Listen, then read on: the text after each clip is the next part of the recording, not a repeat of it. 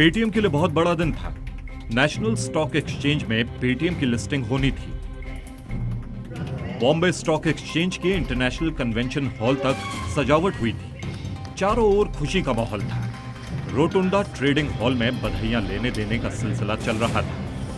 Pre listing भाषण के लिए जब विजय शेखर शर्मा पहुंचे तो भाषण से पहले राष्ट्रगान में भारत भाग्य विधाता शब्द पर उनकी आंखों में खुशी के आंसू आ गए थे। विजय शेखर शर्मा समेत सबके चेहरे पर लिस्टिंग की खुशी थी।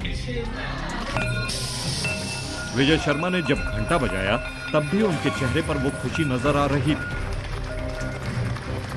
लेकिन इस हॉल में किसी को शायद ही पता था कि देश के सबसे बड़े आईपीओ की लिस्टिंग के दिन यह हालत होगी। पेटीएम ने आईपीओ के लिए प्राइस बैंड 2080 से 2150 रुपए प्रति शेयर रखा था। सुबह 10 बजे की यह कीमत 11 बजते 1950 रुपए पर पहुंच गई। 12 बजे 1609 रुपए का स्तर था। दोपहर 1 बजे तक प्राइस थोड़ी सुधरकर 1636 रुपए हुई। दोपहर 2 बजे 1660 रुपए, लेकिन दोपहर 3 बजे तक फिर गिरकर 1561 रुपए के स्तर पर पहुंच गई। पेटीएम के इस सफर में उसके निवेशकों की 35,000 करोड़ रुपए से ज्यादा की रकम डूब गई। फिर भी पेटीएम के मालिक विजय शेखर शर्मा इस झटके को लेकर आशावादी बने हुए हैं। मैं ये कहूंगा कि जिन्होंने हमारी बात सुनी समझी है उनके लिए हमारा बिजनेस मॉडल समझ में आ पाता है, हम क्लैरिफाई कर पाते हैं। और जिन्होंने नहीं समझी, उनको नहीं समझ में आ पाता, तो फिर वो अपना एक तरह का ओपिनियन बिल्ड करते हैं। मेरा मानना है जब हम उनसे बात करेंगे तो हमारी और भी क्लैरिफिकेशन और समझ में आएगा कि क्या बिजनेस मॉडल है। ऐसा नहीं है कि पिज्जा बनाना गलत बात है और ऐसा बिल्कुल ही नहीं है कि थाली चलाना गलत बात है।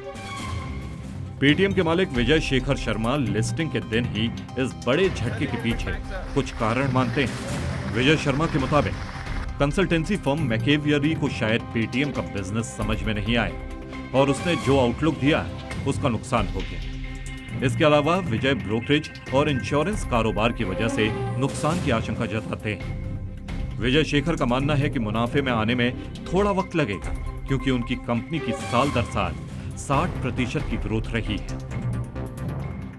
हमारे अंदर हम बहुत सारे बिजनेसेस की एक प्लेटफॉर्म है जिसके अंदर एक बिजनेस होगा जिसमें बहुत सारा प्रॉफिट बन रहा होगा और फ्री कैश भी जनरेट कर रहा होगा। दूसरा बिजनेस होगा जिसमें इन्वेस्टमेंट चाहिए होगा और तीसरा बिजनेस होगा जो कि लॉस मेकिंग भी होगा। तो आप कंबाइंड लेवल पे बात करते हैं और हमारे यहाँ मल्टीपल सर्विसेज और मल्टीपल बिजनेसेस का कंबाइंड बिजनेस मॉडल है।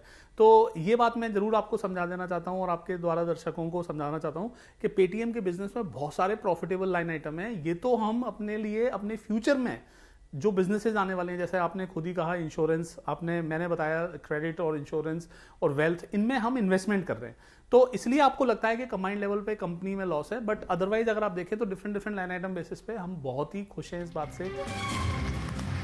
18,300 करोड़ रुपए का initial public offer IPO Bharat का सबसे बड़ा आईपीओ है। इसमें कंपनी ने नए इक्विटी शेयर जारी करके 8,300 करोड़ रुपए जुटाए थे और मौजूदा शेयर धारकों और प्रमोटरों ने 10,000 करोड़ रुपए के शेयर बेचे हैं। हालांकि जानकार बताते हैं कि पेटीएम के शेयरों में अभी 40% तक की गिरावट हो सकती है। ब्यूरो रिपोर्ट, जी मीडिया।